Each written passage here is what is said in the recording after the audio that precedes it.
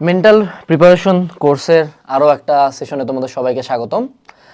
আজকে আমরা একটা প্রবলেম নিয়ে কথা বলবো, যে প্রবলেমটা হয়তোবা আমরা মনে করি যে সবার হয় না। আমরা ভাবি যে এটা শুধুমাত্র ফেমাস সোশ্যাল মিডিয়া, টিকটক আর এদেরই হয়, আমাদের লাইফে কখনো এটা এক্সিস্টই করে না। এবং আমরা ভাবি যে এটা হয়তোবা আমাকে ইফেক্টও করে না, আমি একটু ডোন্ট কেয়ার আছি। বাট আলটিমেটলি এটা প্রত্যেকের লাইফের অংশ, এটা একদম রেগুলার লাইফের একটা অংশ, যেটা হয়তোবা তুমি যত উপরে উঠবা তত তোমাকে বেশি ইফেক্ট করবে। But it's a part of your life, এবং এমনই পার্ট অফ ইউর লাইফ যেটা তোমাকে আলটিমেটলি ধীরে ধীরে ধ্বংস করে, তোমার কনস্ট্যান্ট একটা ক্ষতি করে। ইটস লাইক সিগারেট, ইনিশিয়াল স্টেজে কিছু মনে হবে না, but at some point it will turn into cancer. তো আমরা যেই জিনিসটা নিয়ে এতক্ষণ কথা বলতেছি সেটা কি? নেগেটিভিটি। নেগেটিভিটি ব্যাপারটা তোমার মেন্টাল প্রিপারেশনে কেন কাজে লাগে জানো? কারণ ধরো তুমি একটা পরীক্ষা দিবা, বুয়েট, মেডিকেল, ঢাবি বা এইচএসসি, এসএসসি, চাকরি পরীক্ষা, যে কোনো কিছু তুমি একটা পরীক্ষা দিবা। অ্যান্ড এই পরীক্ষার আগে তোমার আশপাশে যতজন মানুষজন আছে তারা যদি সবাই বলে এ এবারে কিছু তো পারিস না, এ মামা তোর তো নাম্বার কম, এ মামা এবার তো বুয়েটের পরীক্ষা খুব কঠিন হচ্ছে, এ তোর মতো সন্তান আমার দরকার নেই, এ সি এগুলা তুই বুয়েটের প্রিপারেশন নিবি, তোর দ্বারা হবে। কন্টিনিউয়াসলি যদি আমি এই কথা বলি, তুমি যদি কম্পিটেন্টও হও যে না ঠিক আছে এই ছেলেটা ইনাফ কম্পিটেন্ট, ওর চান্স পাওয়ার সম্ভাবনা আছে, ও চান্স পাইতে পারে, তারপরেও 100 তুমি চান্সটা পাবা না, এটা একদম ড্যাম শিওর। তো অনেক সময় কিন্তু তোমার ইনভায়রনমেন্টটা নির্ধারণ করে দেয় তুমি কোন জায়গায় যাবে। উদাহরণটা আমি আরও সুন্দরভাবে তোমাকে বুঝাই। চিন্তা করো যে যে সকল ছেলেপেলে, বাচ্চা ছেলেপেলে যাদের জন্ম বস্তিতে হয়, বস্তিতেই জন্ম হয়েছে, বস্তিতেই মানুষ হয়েছে, এরা কিন্তু কখনোই ওই জায়গাটা থেকে বের হইতে পারে না। 99% যে বস্তিতে যারা থাকে ওরা আলটিমেটলি পরবর্তী জেনারেশনও বস্তিতেই থাকে, এবং তাদের বিহেভিয়ার, তাদের খাদ্যাভ্যাস, তাদের চালচলন, আচার আচরণ, যাদের অপরাধ প্রবণতা সব কিছুই বস্তির সাথে মিলে যায়। তো ব্যাপারটা হলো বস্তিতে কেন একটা মানুষ ডিফারেন্ট হচ্ছে, আর যেই সন্তানটা একটা ভালো ঘরে জন্ম নিচ্ছে, এলিট ঘর যেখানে নীতি নৈতিকতা, শিক্ষা, অন্যান্য খারাপ খুন খারাপ এরকম কিছুই নাই, সে কিন্তু স্বাভাবিকভাবেই অন্য ডিফারেন্ট একটা মাইন্ডসেটের অধিকারী হয়। ঠিক আছে? তো এখন দেখো, সেম বাচ্চা, same human being, same homo sapien, same brain, same body, সে জাস্ট একটা এনভায়রনমেন্টের কারণে একজন একটা খুনি, মাদকাসক্ত, চোর হচ্ছে, আরেকজন শিক্ষিত সমাজের একটা সম্পদে পরিণত হচ্ছে। তাহলে দোষ কি তার যে মাদকাসক্ত বা যে খারাপ হয়ে গেল? এই ছেলেটা কিন্তু কোনো দোষ নাই, এই দোষটা হলো তার আশপাশের এনভায়রনমেন্টটা, কারণ সে ওই জায়গায় মানুষ হয়েছে, এমন একটা জায়গায় মানুষ হয়েছে যে তার ব্রেনকে ওভাবে ইফেক্ট করছে। তো আমরা অনেকে ভাবি যে নেগেটিভিটি আমাদেরকে ইফেক্ট করে না, আমরা ভাবি যে আরে ডোন্ট কেয়ার। আমি ওই প্রচুর অ্যাটিটিউড স্ট্যাটাস ইউটিউবে, ফেসবুকে অনেক জায়গায় ভাইরাল আছে যে ডোন্ট কেয়ার, মানুষের কথায় কান দিবে না, পাছে লোকে কিছু বলে, এই কবিতা আছে। বাট তারপরেও কিন্তু আমরা এফেক্টেড হই। তো এই এফেক্টেড হওয়াটা কিন্তু যতটুকু আমরা ভাবি যে না আমার তো কনসিয়াসলি আমি তো আমার কাজ কমাইনি, বাট সাবকনশিয়াস মাইন্ডে তোমার কনফিডেন্স ডে বাই ডে কমতে থাকে, এবং এই সাবকনশিয়াস মাইন্ডের কনফিডেন্স কমতে কমতে অ্যাট সাম পয়েন্ট তোমার বিশাল বড় ক্ষতি করে ফেলবে।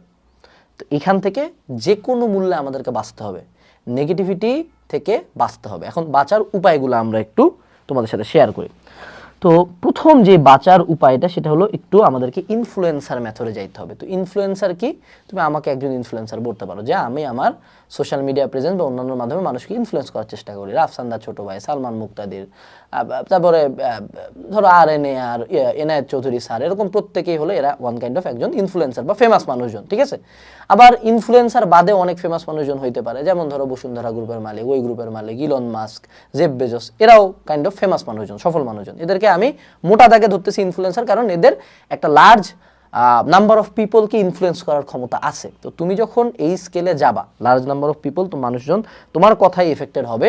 খুব স্বাভাবিকভাবে তুমি যাই প্রিচ করো না কেন, যাই বলো, একদল তোমার অ্যান্টি দাঁড়াবে, এটা নিয়ে কোনো সন্দেহ নেই। তুমি যত ভালো কথা বলো, এটা আমি মানে বুঝা শিখছি তখনই যখন গোটা পৃথিবীর সবচেয়ে বেস্ট ধর্ম, ইসলাম ধর্ম, সত্য ধর্ম একজন মানুষ প্রচার করতে আসলো, তাকে পর্যন্ত মানুষজন নিজের দেশ থেকে বের করে দিয়ে তার এগেইনস্টে যুদ্ধ ঘোষণা করছে, তাকে মেলাবার মানুষজন মারার চেষ্টা করছে, এবং এখনও তার কোটি কোটি হেটার আছে। যেমন তার কোটি কোটি লাভার আছে, কোটি কোটি মানুষজন তার জন্য মরতে পারবে, ঠিক তেমনি কোটি কোটি মানুষজন তার জন্য মারতে পারবে। তো সেই জায়গা থেকে অবশ্যই ইনফ্লুয়েন্সারদের হেটার থাকাটা খুব স্বাভাবিক। কিন্তু কোনো ইনফ্লুয়েন্সারকে কি তুমি দেখছো যে হেটের কারণে সে কান্দাকাটি করতেছে? তুমি শান্তি রহমানের নাচ দেখে যতই হাহা দাও, হ্যাঁ তো এর কাম করে বেড়াচ্ছে। তুমি যদি হিরো আলম, এটা খুব জলজান্ত উদাহরণ এই ইনফ্লুয়েন্সারের পদ্ধতিটাতে, যে তার পুরা লাইফটাই হলো গালি এবং হাসাহাসি দিয়ে। কিন্তু এখান দিয়ে সে এমপি ইলেকশনও করে ফেলেছে 2বার, অর্থাৎ তার একটা ভালো পরিমাণে কিন্তু কামাই আছে।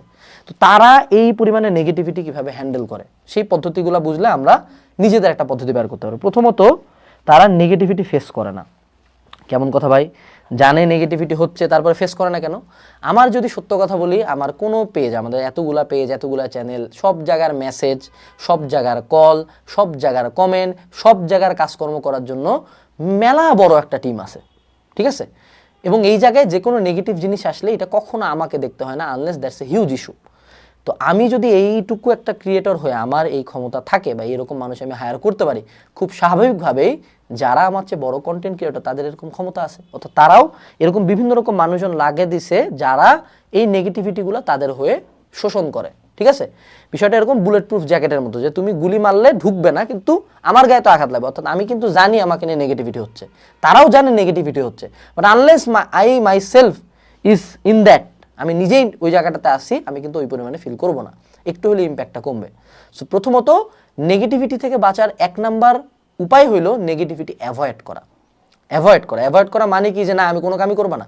তুমি যেই কামই করো, ভালো স্টুডেন্ট খারাপ স্টুডেন্ট যাই হও না কেন, তোমার নেগেটিভিটি থাকবেই তোমার নিয়ে বেঁচে কথা হবে, তোমার নিয়ে তোমার বাসায় কথা হবে, তোমার নিয়ে অনেক কিছু হবে, নেগেটিভিটি হইতে পারে, বাপ মা কথা বলতে পারে, ভাই বোন কথা বলতে পারে, পাশের বাড়ির আন্টি কথা বলতে পারে, পার্টনার কথা বলতে পারে, বন্ধু বান্ধব কথা বলতে পারে, anything goes. Negativity first of all avoid করতে হবে, যে এই জায়গায় আমি পড়বো না, এবং ট্রাই করতে হবে যারা নেগেটিভ পিপল, এই যে ইনফ্লুয়েন্সাররা কি করছে, মাঝে একটা গ্রুপ অফ পিপল দাঁড় করেছে, তুমি এখন থেকে তোমার সব জায়গায় একজন লোক নিয়োগ দিবে না, তুমি জাস্ট ওই জায়গাগুলো যেখানে আমি ডিরেক্টলি নেগেটিভভাবে এফেক্টেড হতে পারি ওই জায়গাগুলো আমাকে অ্যাভয়েড করে চলতে হবে। এরপরে সেকেন্ড যেটা, সেটা হলো গন্ডারের চামড়া। যারা ইনফ্লুয়েন্সার বা যারা নেগেটিভিটি সর্বাধিক খায় তাদের একটা অনেক বড় ক্ষমতা তৈরি হয়ে যায়, তাদের চামড়াটা গন্ডারের চামড়া হয়। এটা হলো বাংলা প্রবাদের ক্ষেত্রে হয় হলো নির্লজ্জ বা বেহায়া বলা হয় এটাকে, তা আমরা গন্ডারের চামড়া বলি। অ্যাট সাম পয়েন্ট ইনফ্লুয়েন্সারদেরকে কোনো গালি আর কোনো কিছু মনে হয় না, কারণ তারা জানে যে তুই গালি দিয়ে যা দে, আমি আমার টাকা পাইতেছি। এখন তুমি যদি আমাকে সারাদিন গালি দিয়ে দিন শেষে 1 লাখ টাকা দিয়ে যাও প্রতিদিন, তা তো আমি বলবো যে বাবা গালি কেন, আমাকে ধরে 2টা থাপড়ও দে, তাও টাকাটা দিয়ে যা আমাকে, আমার কোনো সমস্যা নাই। এটা কিন্তু বেসিক হিউম্যান থিংস, সবাই আলটিমেটলি দিন শেষে টাকা চায়। রিসপেক্টের মারে বাপ, রিসপেক্ট পরে কিনা যায়, এটা হলো দুনিয়ার বাস্তবতা। তো তারা তখন গন্ডারের চামড়া ডেভেলপ করে ফেলে। তো তুমি যদি লাইফে উপরে উঠতে চাও, অর্থাৎ চান্স পাওয়া, ভালো রেজাল্ট করা, এটা আসলে আলটিমেট লাইফের উপরে ওঠা না, এগুলাও এক একটা করে স্টেপ। সো তুমি যত স্টেপ আপগ্রেড করবা তত তোমার হেটার বাড়বে, that's a simple human thing, simple society rule. হ্যাঁ, তো এই জায়গাটাতে তোমাকে প্রথম যেটা করতে হবে, ধীরে ধীরে নিজের মনকে বুঝাইতে হবে যে আমি নেগেটিভিটিতে আমার কোনো ভালো যায় আসে না। দেখা যায় যে বিভিন্ন মেয়ে বা বিভিন্ন ছেলের স্ক্যান্ডেল বের হইলে একদল সুইসাইড করে, আরেক দল স্ক্যান্ডেলটাকে পুঁজি করে আরও উপরে উঠে যায়। কিম কার্দাশিয়ান ফ্যামিলির কিন্তু স্ক্যান্ডেল থেকেই তারা এখন বিলিয়নিয়ার হয়ে গেছে। আমি বলতেছি না স্ক্যান্ডেল বের করো, বাট এখানে একটা অনেক বড় লার্নিং আছে যে একটা মানুষের চামড়া কতটা মোটা হইলে নিজের সেক্স স্ক্যান্ডেল বের হয়েছে, ভিডিও বের হয়েছে, সেখান থেকেও সে এটাকে মনিটাইজ করে বিলিয়নিয়ার হয়ে গেছে, বুঝছো? তো এই পরিমাণে ঠিক চামড়া তারা ডেভেলপ করে। তো আমরা নর্মাল যারা মানুষজন আছে, আমাদের তো এত নেগেটিভিটি ফেস করতে হয় না, তো অবভিয়াসলি আমাদেরকে এত থিক স্কিন তৈরি করতে হবে না। বাট আমরা যদি রেগুলারলি নিজেকে বুঝাই যে মানুষ কি বললো এটাতে কান দেবো না, মানুষ কি বললো এটাতে কান দেবো না, এবং কনস্ট্যান্টলি নেগেটিভিটি খাইতে খাইতে কিন্তু এটা গ্র্যাজুয়ালি ডেভেলপ হয়ে যায়, ঠিক আছে? সো অলওয়েজ যে নেগেটিভিটি থেকে পালাই যাবো এমন না, মাঝে মধ্যে এটা ফেস করবো, মাঝে মধ্যে এটা শোষণ করবো, নিজেকে বুঝাবো it's a part of my life, it's a part of my journey, it's a part of me. তুমি যত ভালো হও, যত খারাপ হও, মাঝামাঝি হও, কেউ না হও, নেগেটিভিটি তুমি পাবাই। So be okay with that. এই গন্ডারের চামড়া আমাকে ডেভেলপ করতে হবে।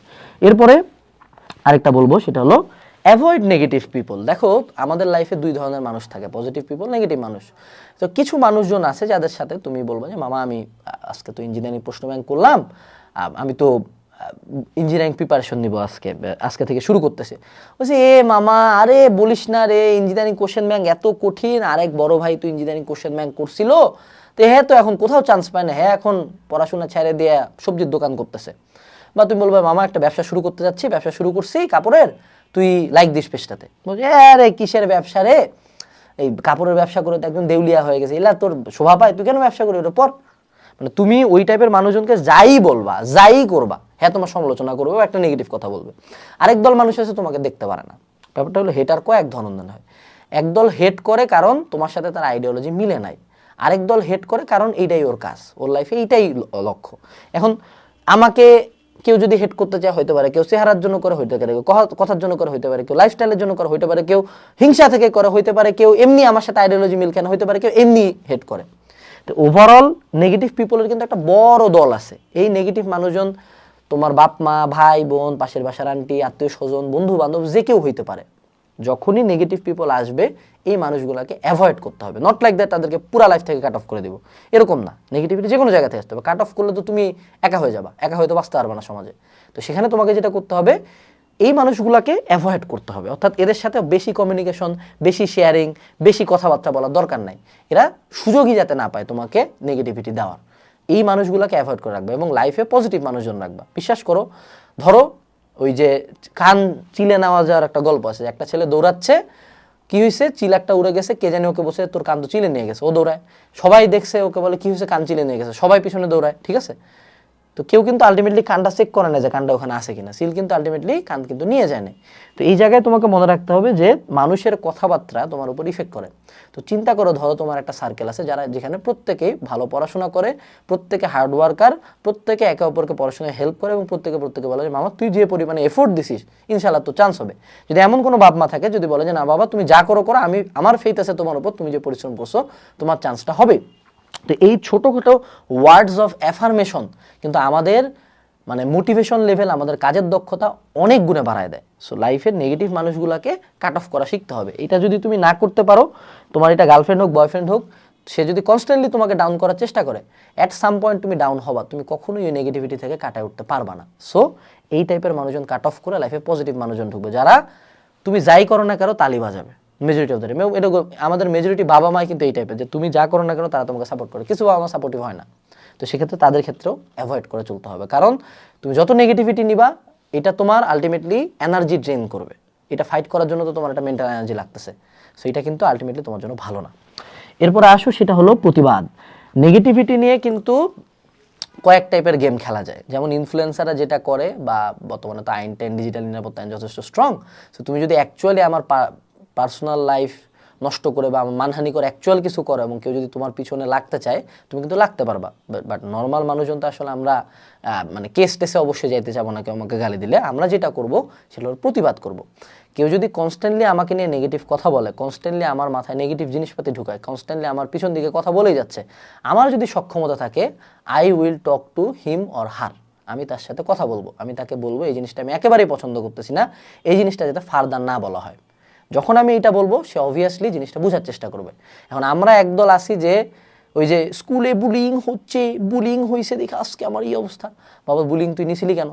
স্কুলের বুলি তোকে 2টা মারছে, তুই উঠে একদিন একটা 4টা মারে দেখ, তুই তারপর মারি খালি সমস্যা নেই, ওই দিন থেকে তোকে অ্যাভয়েড করে চলবে। কারণ আমরা যখন কনস্ট্যান্টলি নেগেটিভিটি নিতে থাকি মানুষজন ধরেই নেয় যে একে মজা নিবই, আমি এর গায়ের কালার বা অন্য কিছু নিয়ে মজা নিতেই থাকবো। আমরা কিন্তু মজা তারাই নেই যে মজাটা সহ্য করে, ঠিক আছে।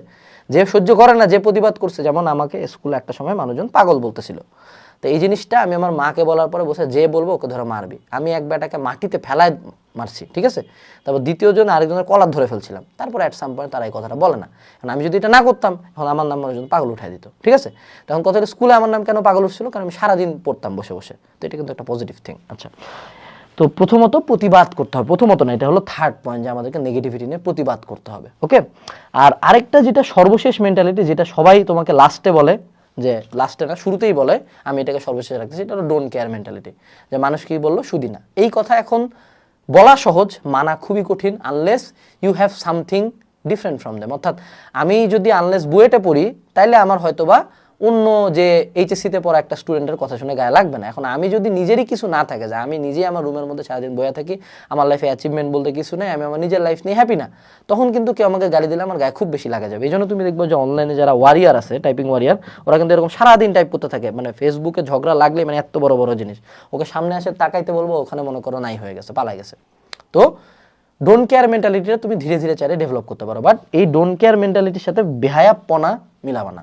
কনফিডেন্স আর ওভার কনফিডেন্স দুটো ডিফারেন্ট থিং। ঠিক তেমনি ডোন্ট কেয়ারের সাথে বেহায়াপনা মিলানো যাবে না। অর্থাৎ সকল নেগেটিভিটি যে তোমার জন্য খারাপ এমনও না। কিছু নেগেটিভ, যেমন তুমি যদি আমাকে বলো যে ভাইয়া আপনার এই ভিডিওতে সাউন্ডটা খুব একটা ভালো আসতেছে না, সাউন্ডটা বেটার হলে ভালো হয়।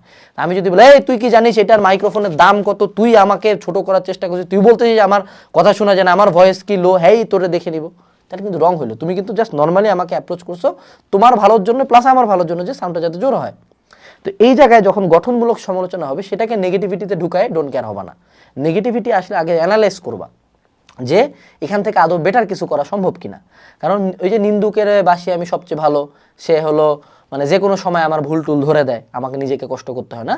তো ঠিক তেমনই যদি কোনো একটা জায়গায় তোমাকে নিয়ে এমন নেগেটিভিটি হয় যে জায়গাটাতে তোমার জিনিসটা ঠিক করার জন্য, জিনিসটা ঠিক করার একটা সুযোগ আছে এবং এটা তোমার জন্য বেটার, তোমার সুবিধার্থে, তখন কিন্তু তুমি ঠিক করার চেষ্টা করবা। এখন যদি এমন হয় যে না ও নেগেটিভিটিটা ছড়াচ্ছে বিনা কারণে, যেখানে অ্যাকচুয়ালি তুমি ঠিক করার কোনো অপশন, এখন তুমি যদি আমাকে সারাদিন বলো যে ভাই এই ভাই আপনার কেন ওয়েট বেশি, ভাই আপনি কেন খাটো, ভাই ভাই আপনি কেন খাটো, ভাই আপনার কেন 5 ফিট 7 ইঞ্চি হাইট, আপনার কেন 5 ফিট 10 হলো না, ভাই আপনার দাড়ি কেন এত বড়, ভাই আমার পছন্দ না, এগুলো তো কোনোটা আমার কন্ট্রোল নেই।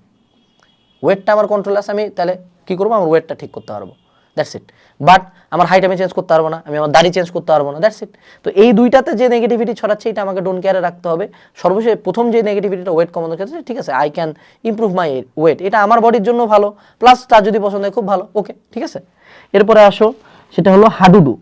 মনে রাখবা নেগেটিভিটি মানে নেওয়ার প্রথম যে আমি যেদিন রিয়েলাইজ করলাম যে আচ্ছা আমি যখন 3-4 হাজার সাবস্ক্রাইবার, আমার 2 না 2.5 হাজার সাবস্ক্রাইবার, তখনই মানুষজন মেলা মেলা বড় বড় টেক্সট দিয়ে গালিগালাজ করতে হয় না। আমি একটা বসে এত ইম্যাচিউর ছিলাম, নিজেই তো ছোট চ্যানেল চালাইতাম, আমি বসে বসে সবাইকে কমেন্টে গালিগালাজ, এই তুই এখানে, এই তুই ফান কেটে, তোকে দেখে নিবে, হ্যান ত্যান, প্যান তুই আমাকে চিনিস, আমার রেজাল্ট জানিস, আমি এই কাজ করতাম। অ্যাট সাম পয়েন্ট আমি রিয়েলাইজ করলাম আচ্ছা ভাই আমি তো কোনো খারাপ কথা বললাম না, আমি একটা ভিডিওতে আসে আমার ভর্তি পরীক্ষার এক্সপিরিয়েন্স শেয়ার করতেছি, না আমি কেউ তারে কিছু কিনতে বলছি, না আমি কোনো কিছু প্রমোট করছি, না আমি কোনো তারে গালি দিছি, কিছুই করিনি, আমি আমার জীবনের একখান গল্প কইতেছি। তো এই দিতে আমার এত হেট করে কেন? তারপর যত টাইম গেল আমি দেখি তারা আমাকে হেট করতে আসে, আমি যাই বলি তাতেই খারাপ। এইখানে এক পাশের কথা বললে অন্য দল খেপে, এই দলের কথা বললে এই দল খেপে। অ্যাট সাম পয়েন্ট আমি বুঝতে পারলাম যে এটা তো বাংলাদেশ, এটা তো সোনার দেশ, এটা হলো বাঙ্গুল্যান্ড। বাঙ্গুল্যান্ডের বাঙ্গুদের সমস্যা হলো আমাদের জাতীয় খেলাকে হাডুডু।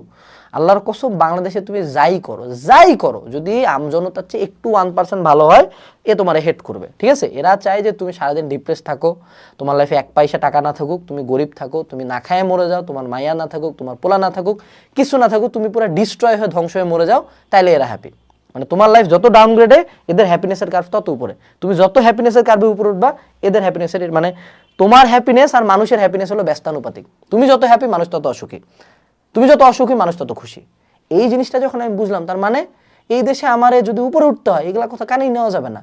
যাই করি আমি আবারও বলতেছি, এই দেশে তুমি যাই করো তোমার অ্যান্টি পার্টি থাকবে, যাই করো, কন্ট্রোভার্সিয়াল হোক, নন কন্ট্রোভার্সিয়াল হোক, ইভেন মানুষের হেল্প করার কোনো দাতব্য সংস্থা কাজ করলে তারা নিয়েও ভরে দেওয়া হয়, ঠিক আছে। কেউ ধর্ম প্রচার করছে তারাও ভরে দেওয়া হয়, যে ধর্ম প্রচার করছে না তারাও ভরে দেওয়া হয়। তা ভাইয়া যাবো কোন দিকে?